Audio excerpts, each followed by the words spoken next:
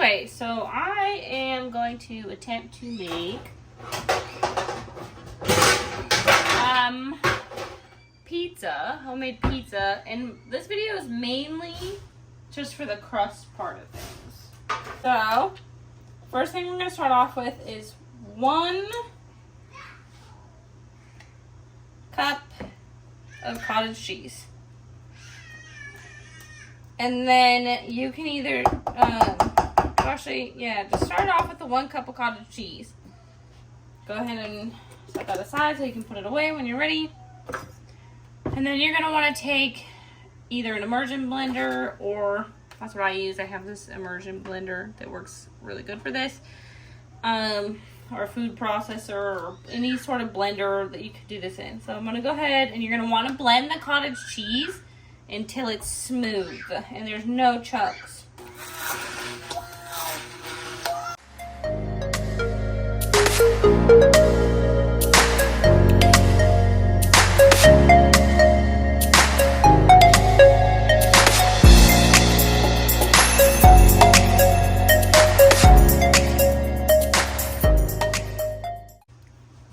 So after you have it all, oh, there we go, that's a little better. After you have it all blended smooth, what you're going to want to do, you're going to add your flour. And you can either get, it's going to be 1 cup of self-rising flour. And if you don't have self-rising flour, like me, it's going to be 1 cup of regular flour. And keep the flour out because sometimes, or more than likely, you're going to have to add a little bit more. So if you don't have self-rising flour, then you're going to want to add 1.5 teaspoons of baking powder. There's 1. And then you're also going to want to add 1/4 teaspoon of salt.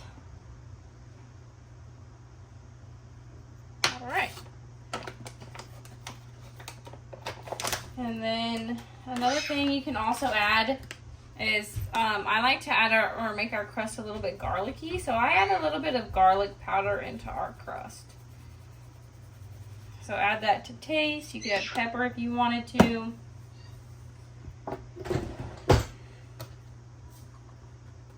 And then you're gonna want to get something to start off mixing it with.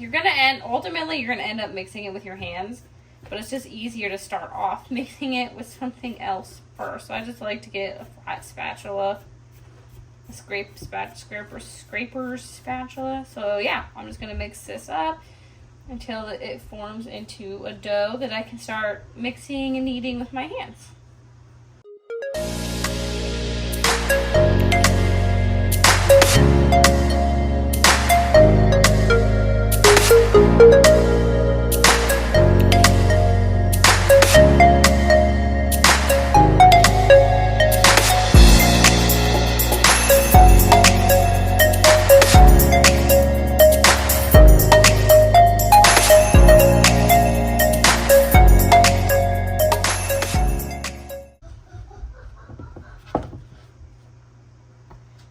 Okay, so I'm going to go ahead and try to work with this dough.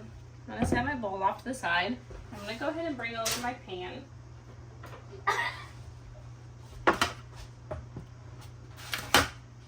And I'm going to want to start, you're going to want to start flattening it out into the shape that you want. And you're still going to want to keep some flour, so you can kind of sprinkle it on top, because your hands, the more your hands warm up and stuff, the more it's going to want to stick to the dough. So you might have to keep adding just a little bit of flour so it's not sticking.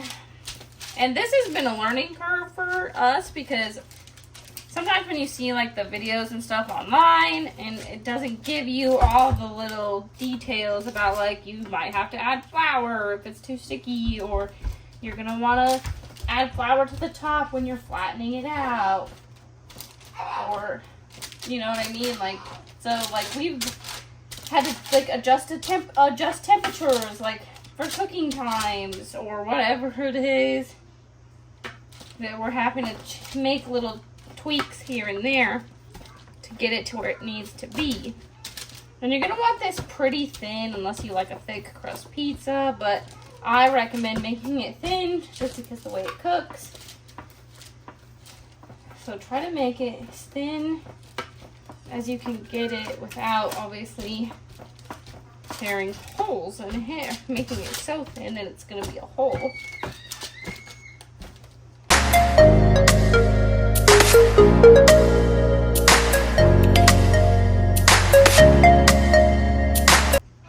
Alright, next step is going to be putting your dough into the oven, and you can do 350 or 375 and cook it for about 6 to upwards of maybe 10 minutes before you're going to take it out again so you can put your toppings on. Okay, so the next thing you're going to want to do is get your pizza sauce, and I already have pre-made homemade pizza sauce, which I just like to start out with a tomato sauce and then put seasonings on it. I would recommend looking up different pizza sauce recipes and deciding on one that you like with the spices that you want and that you want to eat. But yeah, so I'm just gonna take this sauce and I'm gonna spread it around on here like pizza sauce.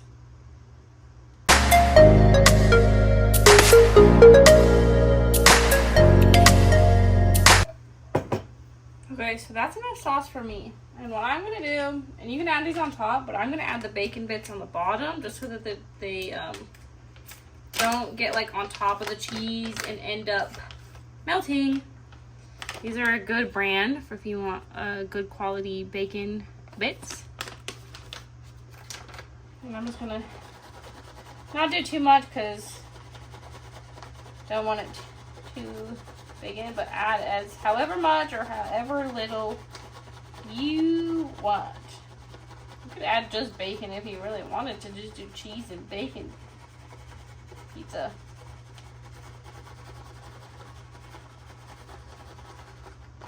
Alright, so that's going to be good for me. One little piece of bacon.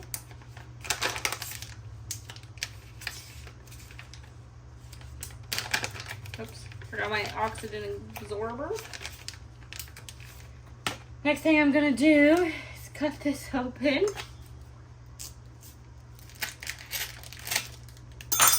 And I'm gonna do a mixture of cheeses, but I do want to get some of this used, so I'm gonna do some of this cheddar. I'm just gonna shred it straight onto the pizza.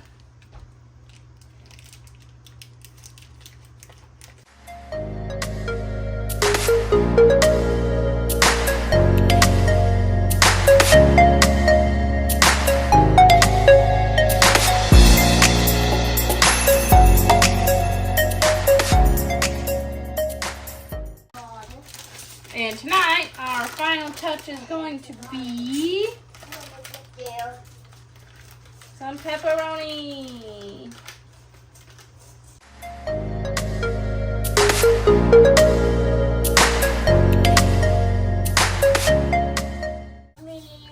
Alright, that's the final touch. I'm going to put it back in the oven. And I want to say at least 15 minutes, but it's going to be based on whatever your oven. You're just going to want to keep an eye on it until the crust is kind of browned up and everyth's melted and done.